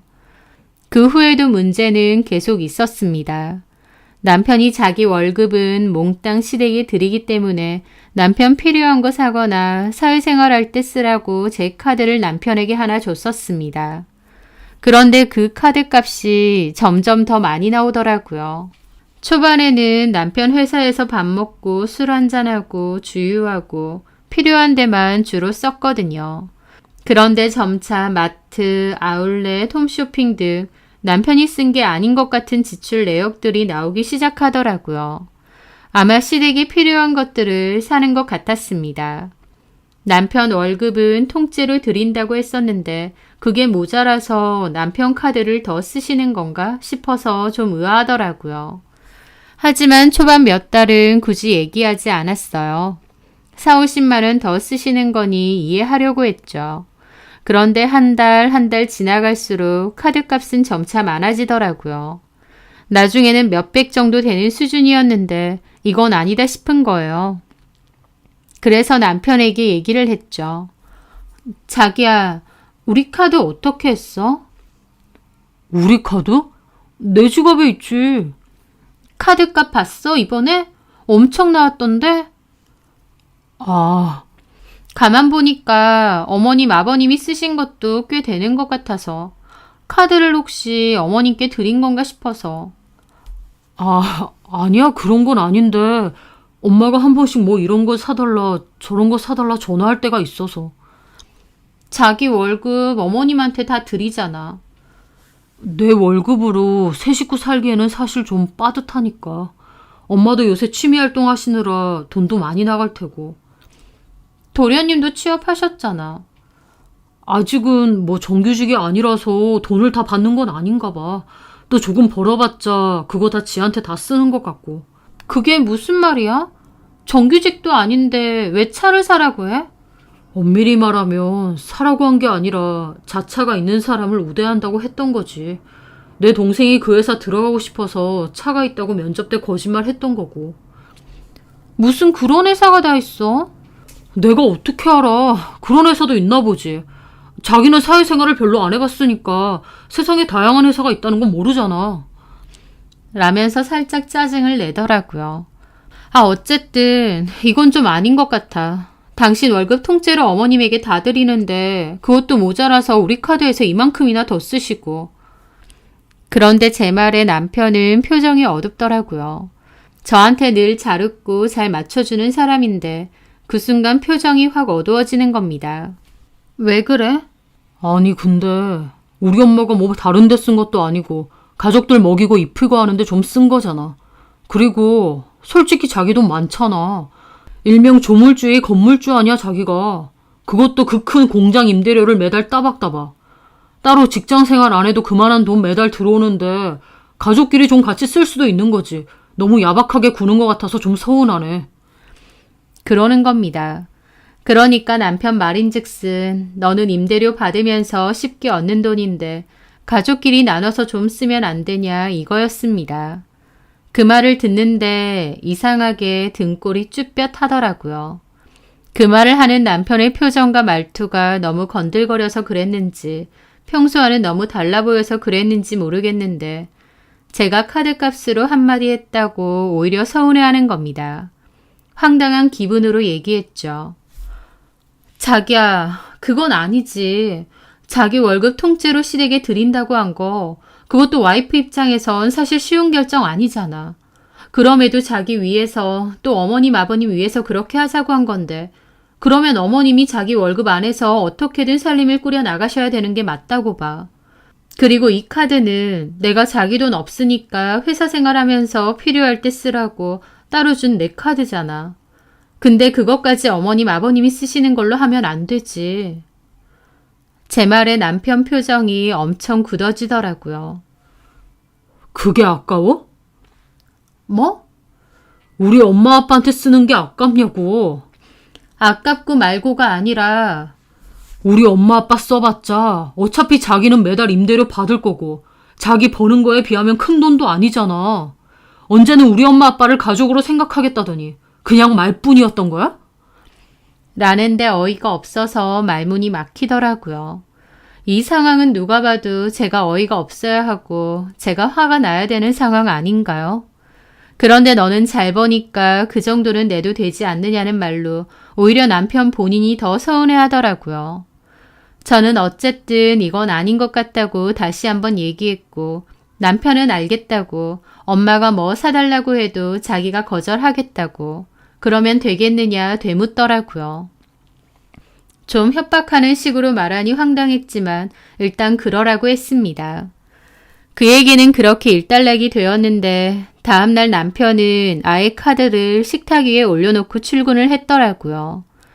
게다가 그 뒤로 남편은 저에게 찬바람이 쌩쌩 불었습니다. 제가 말을 걸어도 단답으로 말하고 자리를 피하기도 하고 내내 혼자 누워서 유튜브나 보고 있더라고요. 게다가 9시도 안 됐는데 그냥 방에 들어누워서 자버리고요. 의도적으로 저와 얘기를 하지 않으려는 게 보였죠. 유치하게도요.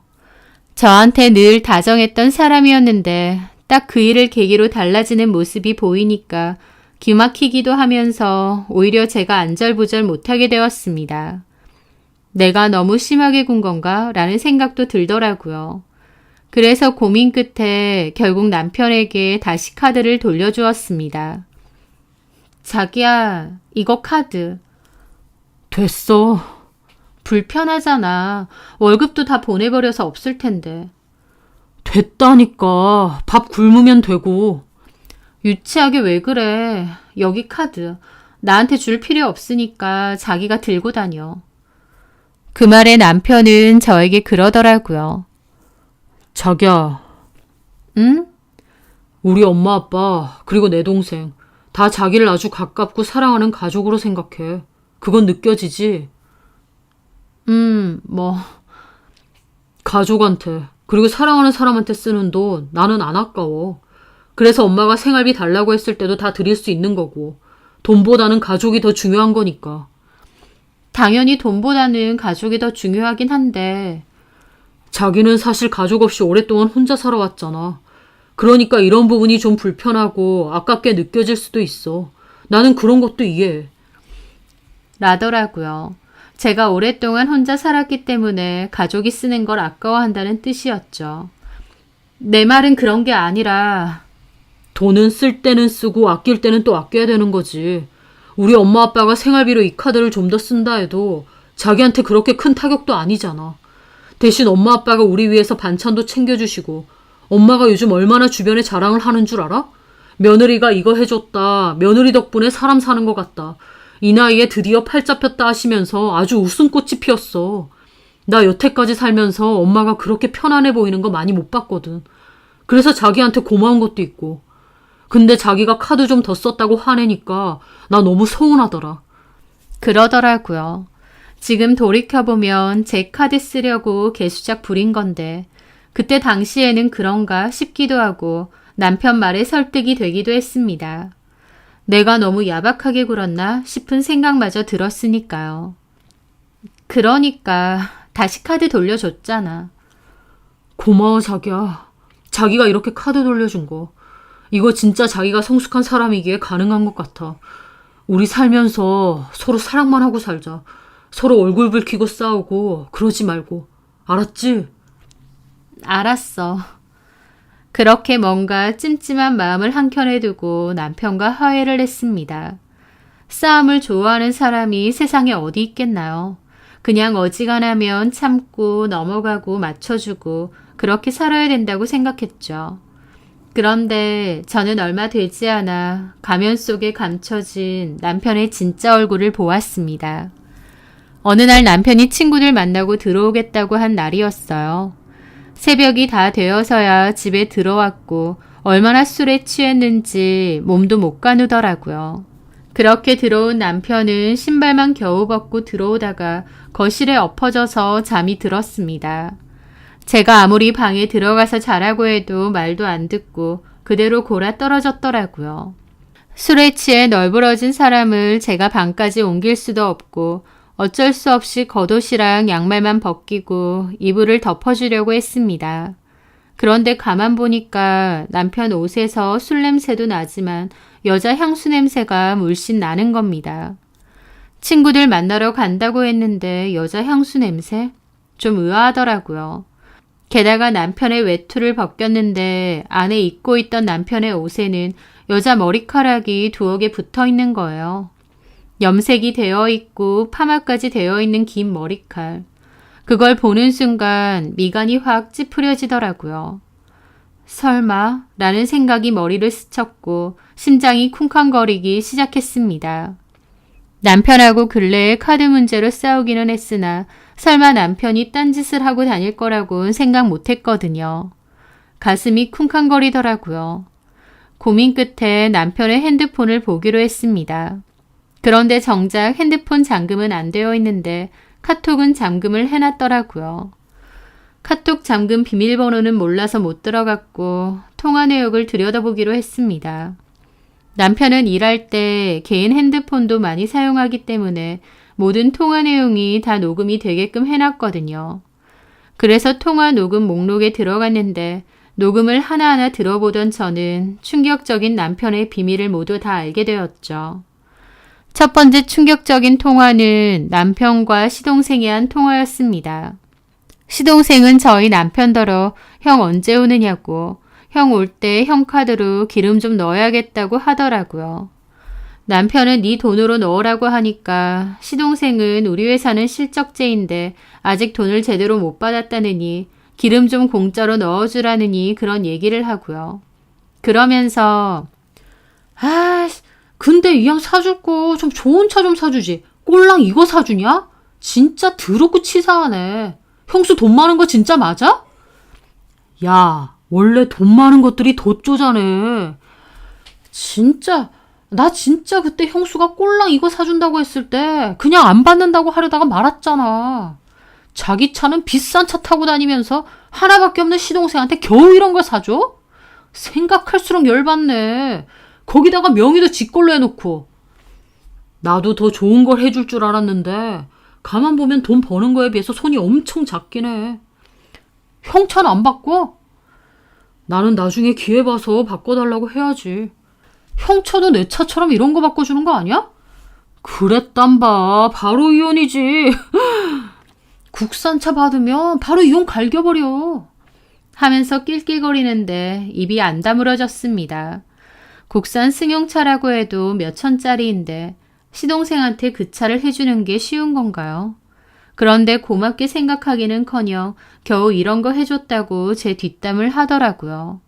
그런데 시동생 말보다 더 충격인 건 남편의 말투였습니다. 저랑 있을 땐 세상 다정다감한 말투인데 자기 동생이랑 통화할 땐 무슨 제비 양아치 같더라고요. 게다가 제가 좋은 차로 안 바꿔주면 이혼을 갈겨버린다느니 그걸 농담이랍시고 낄낄거리는데 머리를 한 대 맞은 것처럼 띵했습니다. 저는 떨리는 손으로 다른 녹음도 들어봤습니다.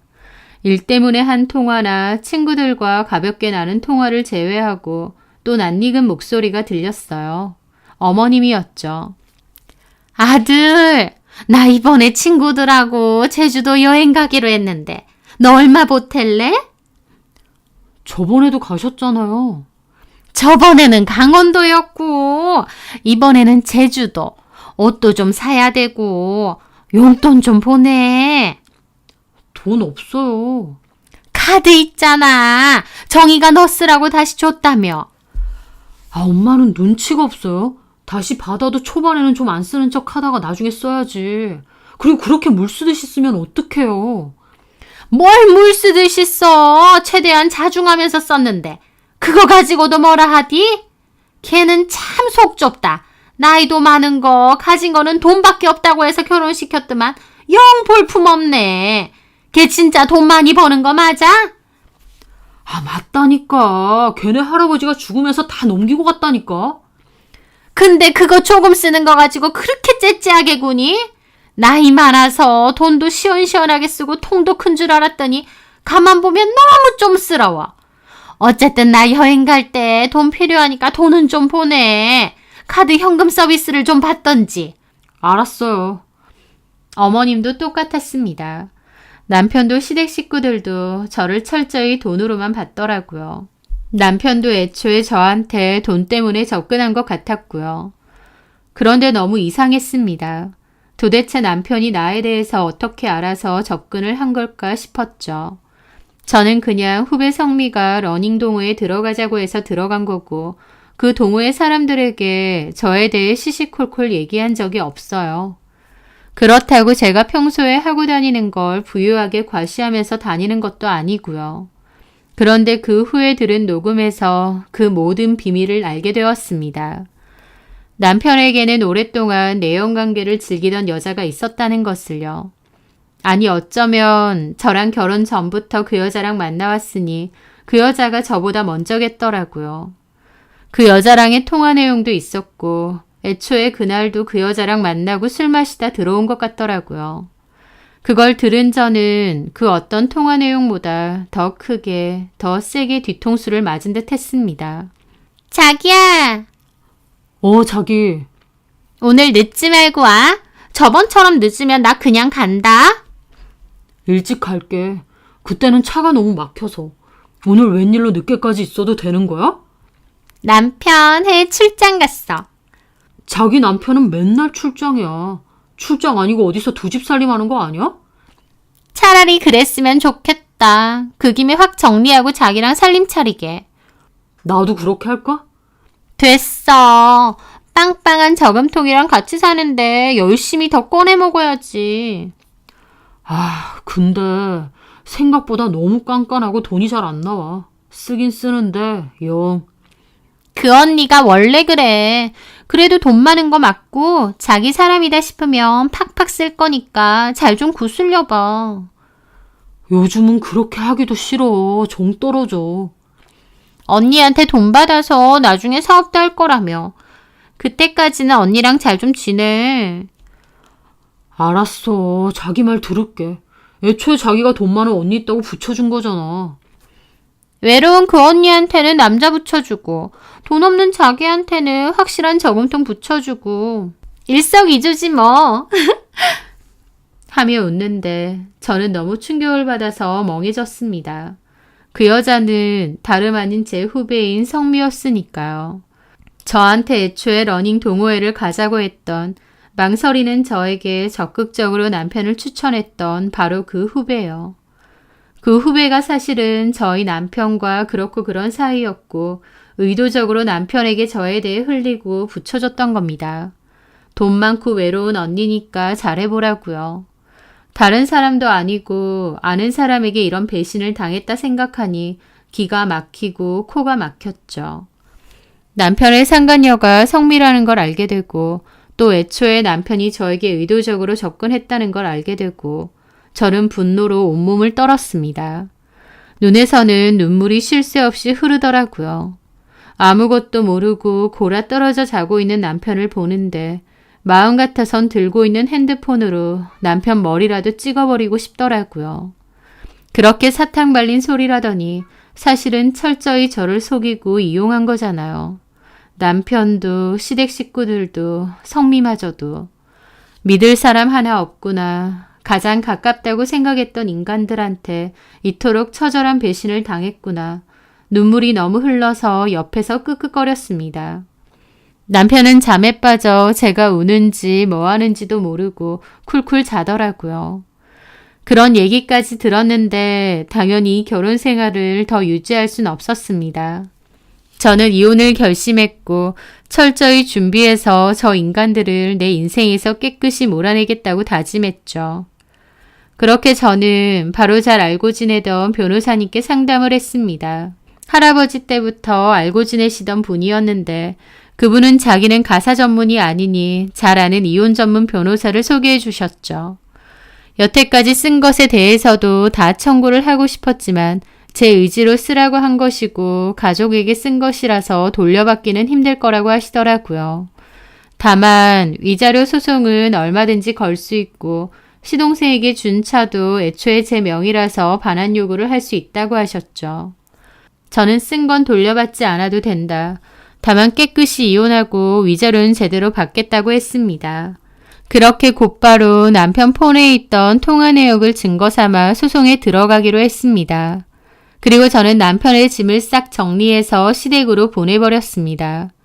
남편에게도 통보했죠. 네 짐 싹 시댁으로 보냈으니 여기로 오지 말라고요. 제가 그동안 티 안 냈는데 갑자기 집에서 쫓아내니 남편도 몹시 놀란 것 같더군요. 저에게 전화해서 왜 이러느냐, 사람을 이렇게 쫓아내는 법이 어디 있느냐며 길길이 날뛰었습니다. 그래서 제가 그랬죠. 아, 시댁에 보내지 말고 성미한테 보낼 걸 그랬나? 제 말에 성미라는 이름이 나오니 남편은 잠시 조용하더라고요.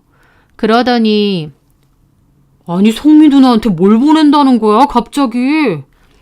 근데 성미한텐 따로 보냈어. 상간소송 소장. 이제 받았으려나?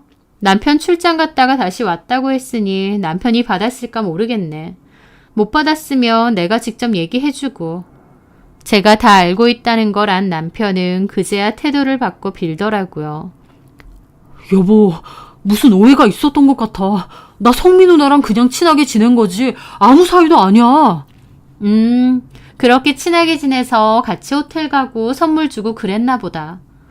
이성미 그년도 똑같아. 너한테 애초에 나 붙여주고 지는 뒤에서 너랑 놀아나면서 단물만 뽑아 먹었지. 더러운 것들. 인간도 아닌 것들. 여보, 자기야, 일단 만나서 얘기하고. 나 너랑 안 만날 거야. 우리 변호사 통해서 얘기해. 소장에 변호사 사무실 전화 있거든? 할 말 있으면 그리로 해. 그리고 네 동생 차 당장 가지고 오고. 나 네가 의도적으로 접근하고 외도까지 했다는 증거가 너무 확실하거든. 위자료 잘 준비해놔. 여보, 이건 아니지. 내가 잘못했어. 여보! 남편의 마지막 발악을 마지막으로 통화는 끊어졌습니다. 저는 소장을 다 보낸 상태였어요. 남편과 성미에게요. 당연히 시댁도 뒤집어졌고 성미도 불이 나게 전화를 해대더라고요.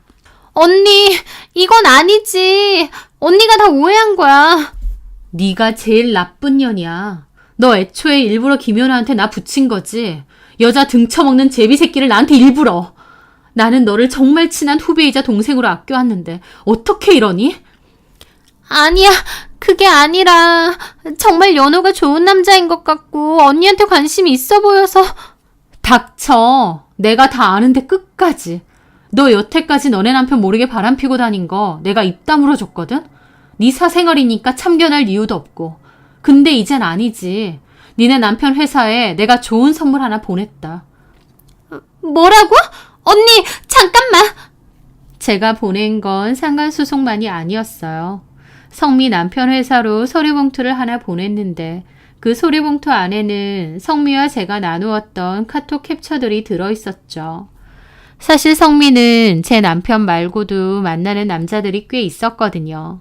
아는 남자친구들, 동생들도 많았고 가볍게 만나는 남자들도 꽤 많았습니다.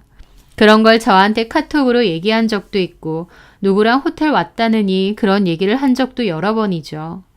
가정도 있는데 그러지 말라고 몇 번 말도 했는데 어차피 우리 남편도 출장 핑계로 바람피고 다닌다면서 상관없다고 하더라고요.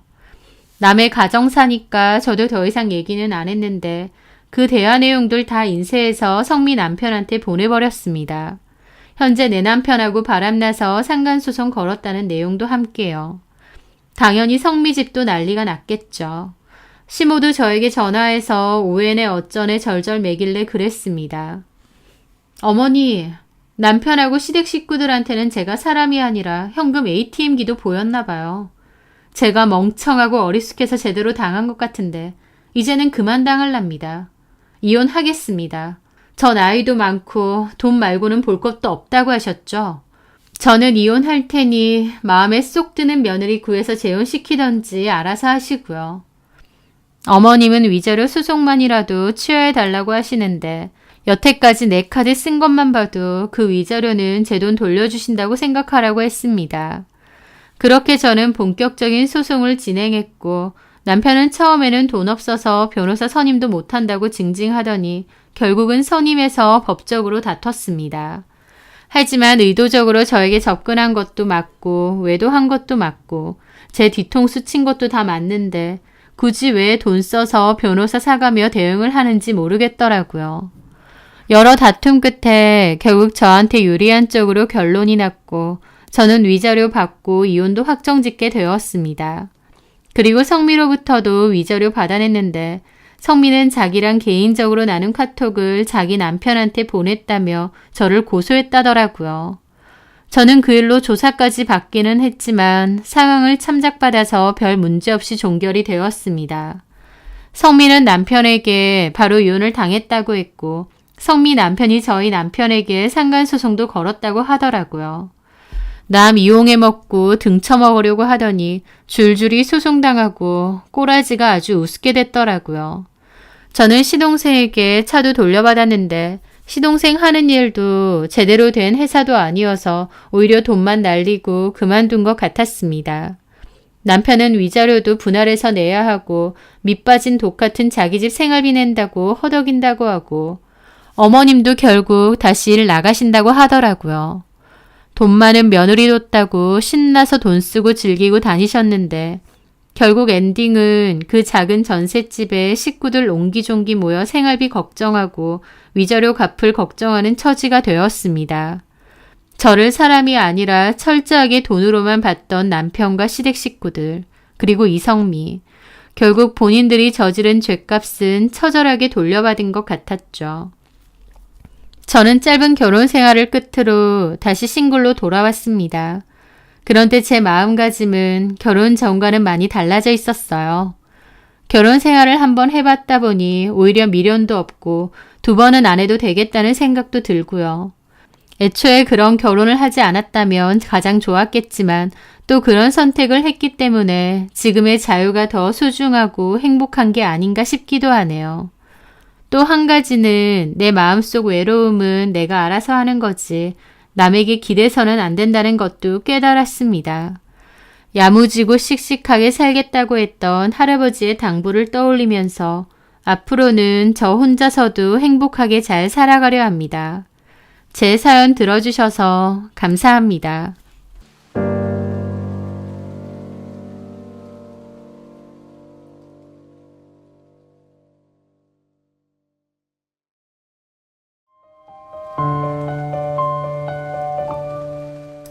안녕하세요. 저는 쌍둥이 남매를 키우고 있는 쌍둥이 맘입니다. 저는 20대 후반의 나이에 결혼을 했어요. 남편과는 5살 차이였는데 듬직하고 든든한 매력에 반해 연애하다가 결혼도 하게 되었죠.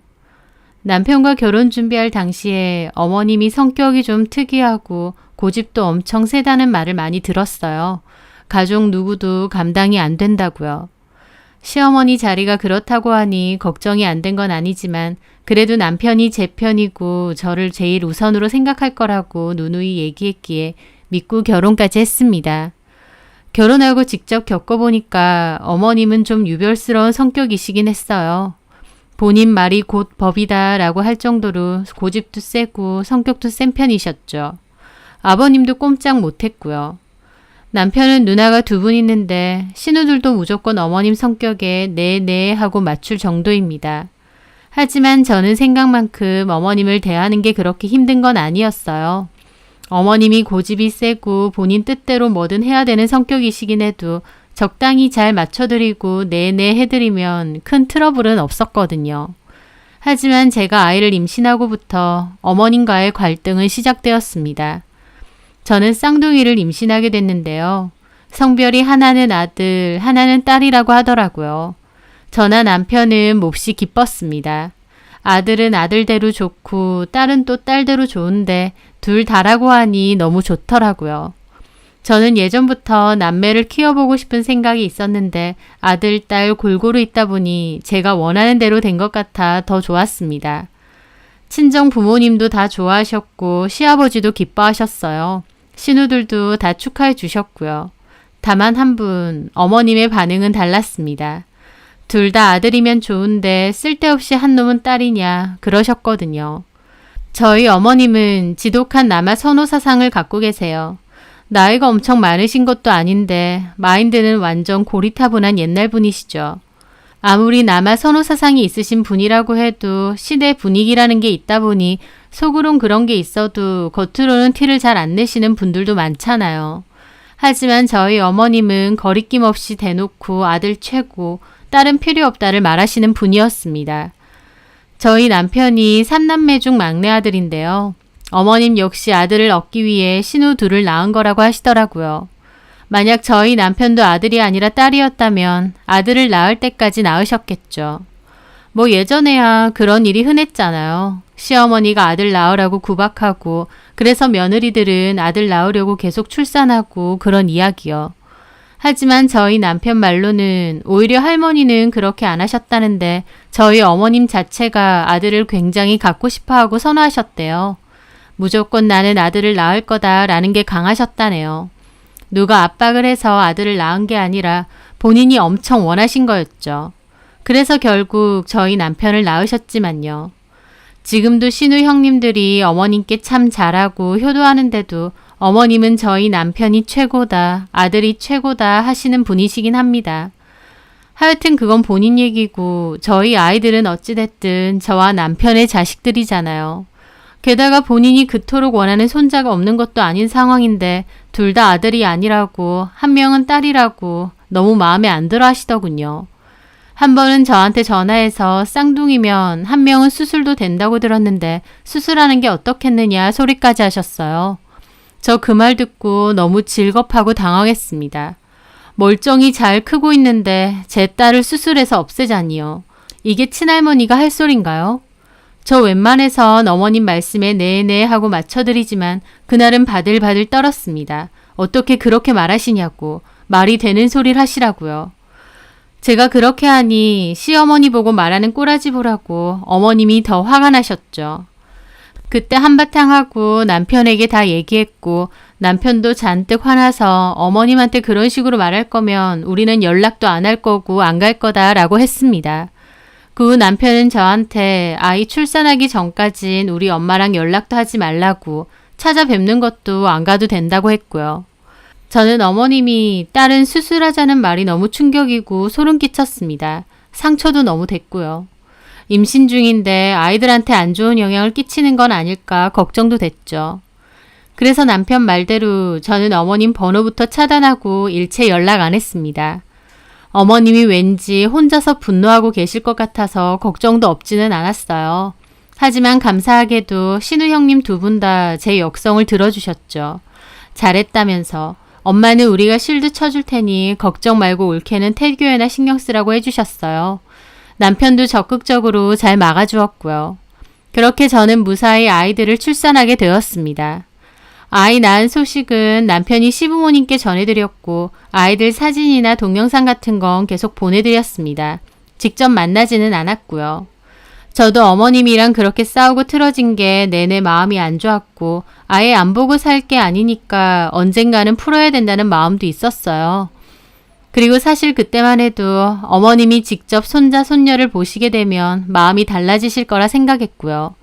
직접 보면 손자든 손녀든 얼마나 예쁘나요. 어머님도 분명 저희 딸을 보면 마음을 달리 먹으실 거라 생각했죠. 저는 남편에게 시부모님도 아이 얼마나 보고 싶으시겠냐, 이제 뵈러 가자라고 했고 그렇게 시댁에도 갔습니다. 그런데 제 예상과는 달리 저희 어머님은 전혀 변함이 없으시더라고요. 저희 아들은 정말 눈에 넣어도 안 아플 정도로 예뻐하셨어요. 이미 폰 배경화면도 저희 아들로 바꿔놓으셨더라고요. 하지만 반면 저희 딸은 거들떠도 안 보시더라고요. 저는 저희 딸이 투명 인간인 줄 알았어요. 아버님이 대신해서 저희 딸 예쁘다고 안고 좋아하셨지만 어머님은 정말 눈에 띄게 저희 아들만 예뻐하시더라고요. 똑같이 울어도 저희 아들한테는 우렁차고 예쁘다고 하시면서 막 서둘러 밥 주라고 기저귀 갈아주라고 애지중지하시고 저희 딸은 시끄럽게 자꾸 운다고 째려보시면서 아들만 안고 내내 돌아다니시더라고요. 그 후 한 번 찾아갔을 때도 아기들 분유 먹이고 있는데 저희 딸은 많이 먹고 아들은 좀 덜 먹었거든요. 그랬더니 저 기집애가 뱃속에서도 우리 진영이 거 다 뺏어 먹었나 보다 그런 말씀도 하시고 딸 기저귀 가려는데 쓸데없이 기저귀 갈아주지 말라고 아까우니까 좀 냅두라고 하시는 거예요. 정작 아들 기저귀는 온갖 호들갑 떨면서 빨리 갈아주라고 엉덩이 짓무른다고 하시면서요. 참 너무하시네 싶었는데 문제는 그렇게 다시 왕래를 시작하니까 저보고 말도 안 되는 소리를 자꾸만 하시는 겁니다. 저한테 몸 추스르는 대로 아들 하나 더 낳자면서 진영이가 너무 예쁘다고 하십니다. 그건 알겠는데 그 뒤에 말이 충격이었죠. 저희 딸은 그냥 입양 보내자고 하시는 겁니다. 저 그 말 듣고 뒤집어질 뻔했습니다. 가만히 있는 제 딸을 뜬금없이 입양을 보내자고 하시는 거예요. 이게 무슨 미친 소리인가요? 어머니, 지금 무슨 소리 하시는 거예요? 소미를 왜 입양 보내요? 아무짝에도 쓸모없는 딸내미 낳아서 어쩔 건데. 요즘에는 애 하나 낳으면 돈도 엄청 든다면서. 기집애라고 돈 안 들 것도 아니고 쓰잘데기 없는 돈은 무지하게 들 건데 차라리 걔는 입양 보내고 아들을 다시 가져. 아니면 진영이 하나만 잘 키우던가. 너무 어이없는 소리를 들으면 말문이 막힙니다. 대꾸할 말조차 떠오르지 않거든요. 저는 기가 막혀 대꾸도 못하고 억억 하고 있었죠. 그 와중에 어머님의 말도 안 되는 헛소리는 이어지고 있고요. 너네 돈 많아? 우리 진영이 남부럽지 않게 키우려면 돈도 많이 들어갈 텐데 쓸데없이 기집애한테까지 돈을 써야 되느냔 말이야. 저는 도저히 못 참고 소리를 빽 질렀습니다. 어머니, 그만 좀 하세요. 제 자식을 어머님이 뭔데 입양을 보내라 마라 하세요? 임신했을 때도 툭하면 딸은 지워라 어쩌라 하셔서 저랑 대판하고 연락 안 한 거 잊으셨어요? 그래, 너 말 나와서 말인데 내가 뭐라고 했다고 온갖 유난 떨면서 니네 남편한테 이간질을 해? 내가 그때 얼마나 화가 나든지 임신이고 뭐고 너네 집 쫓아가서 머리채 잡으려다가 참았다. 뱃속에 우리 진영이 생각해서. 어머니, 내가 틀린 말 했니? 기집애 키워놔서 뭐에 쓰려고? 쓸데없이 돈은 얼마나 더 드는데. 어머님한테 달라고 안 했거든요. 형택 씨랑 저랑 어련히 알아서 해요. 내 말이 그 말이야. 그 돈 다 결국 우리 형택이가 개고생해서 벌어야 되는 돈 아니냐. 본인 자식인데 그게 무슨 개고생이에요? 너는 그러게 쓸데없이 딸은 뭐하러 낳아? 그걸 제가 고르는 거예요? 그리고 저희는 딸 원했거든요? 네가 원했겠지. 우리 형택이가 아니라. 그런다고 멀쩡히 가만히 있는 저희 딸을 입양을 보내라느니 그런 말도 안 되는 소리 하세요? 제 자식이에요. 너 자꾸 어디다가 소리를 질러? 시어미한테. 저는 어머님과 완전 고래고래 소리를 지르며 싸웠습니다. 그 과정에서 저는 너무 분통 터지고 화가 나서 눈물까지 막 나서 제대로 따지지도 못했지만요. 미친 사람처럼 소리 지르고 울다가 결국 전화 끊었습니다. 애들 돌봐야 되고 정신이 없는 와중에 어머님하고 그런 통화까지 하니 머리가 핑핑 돌더라고요. 딸한테 너무 미안해서 엉엉 울면서 애들 분유 먹이고 기저귀 갈고 그렇게 정신없이 시간이 흘러 남편이 왔습니다. 남편한테 어머님이 하신 얘기 다 했죠. 어머님이 우리 소미 입양 보내자고 하신다고요. 근데 남편도 당신한테까지 그 소리를 했느냐며 펄쩍 뛰더라고요. 알고 보니 남편한테도 전화해서 딸은 입양 보내고 아들만 키우라고 나중에 아들 하나 더 낳으라느니 헛소리를 했대요. 남편도 화내고 그만 좀 하시라 그랬고요. 남편이 생 난리를 치니까 저한테 전화해서 그러신 겁니다. 도저히 어머님이 이해가 안 됐죠. 애 키우면 돈 많이 드는 건 맞습니다. 하지만 저도 휴직 상태고 애들 좀 키워놓고는 다시 일할 생각이었어요. 남편도 탄탄한 중견기업에 다니고 있고요. 저와 남편 연봉 합치면 대단하게 여유로운 형편을 아닐지라도 애들 키우고 살 형편은 충분히 됩니다. 물론 돈이 많이 드니 어쩌니 하는 것도 다 어머님의 핑계죠. 그냥 저희 소미가 딸이라는 이유로 마음에 안 드시는 겁니다. 저희 어머님 아들 타령하는 거 장난 아니시거든요. 제가 아이 낳기 전에도 식당 같은 데서도 남자애들을 보면 남의 아이라도 귀여워하시고 예뻐하시면서 여자애들은 막 흘겨보고 안 좋게 얘기하세요. 똑같이 울어도 남자애들이 울면 애들이 그럴 수도 있지 하시고 여자애들이 울면 기집애가 시끄럽게 구는 거 보라고 혀를 끌끌 차실 정도로요. 좀 유난스러운 부분은 저도 알았지만 본인 손주들에게도 이러실 줄은 몰랐습니다. 저는 남편과 대화를 하며 나는 어머님이 너무 불편하다고 그리고 우리 소미도 너무 걱정된다고 이제 시댁에는 안 가겠다 했습니다. 남편도 그러는 게 좋겠다고 했고요. 그렇게 시댁에도 안 간다는 뜻을 내비치니까 그럼 직접 오신다고 하더라고요. 저희 아들 보고 싶다고 눈에 밟힌다고 하시면서요. 남편은 더욱 단호하게 어머님한테 말씀드렸죠.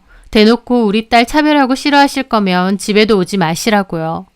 그랬더니 너네 집 일부는 우리가 해준 건데 이제 와서 오지 말라느니 어쩌느니 제가 뒤에서 조종하는 거냐느니 또 난리가 나셨어요. 제가 전화를 안 받으니까 신우 형님들한테도 대신 전화라고 가만 안 있는다고 반 협박까지 하셨다더군요. 신우들도 자기 엄마지만 진짜 미치겠다고 그만 좀 하시라고 했다고 하고요. 저는 그맘때 이상한 노이로제도 생겼습니다.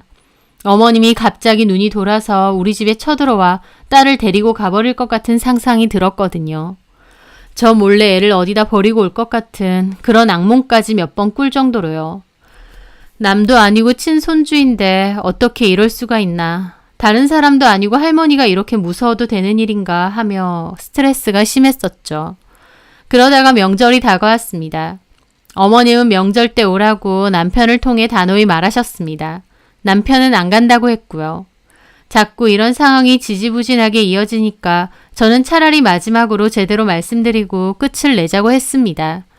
저도 감정적으로 자꾸 울지 말고 단호하게 말씀드려야겠다 싶었어요. 그게 엄마인 제가 할 일이다 싶었거든요. 그렇게 친정 부모님께 있었던 일에 대해 말씀드렸고 친정 부모님도 화가 나셨죠. 어디 남의 귀한 손녀를 입양하라느니 그러느냐고. 너네 시어머니는 미친 거냐고요.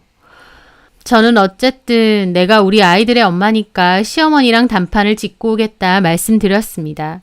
그렇게 명절 당일날 아이들은 친정에 맡기고 남편과 시댁으로 갔어요. 괜히 아이를 데리고 갔다가 저희 딸이 해코지 당할 것 같아서요. 어머님은 명절인데 이 시간에 오느냐고 아주 상전 나셨다고 들어가자마자 비꼬시더라고요. 그러면서 저희 아들을 막 찾으셨어요. 진영이는? 저희 친정에 놓고 왔습니다. 뭐라고?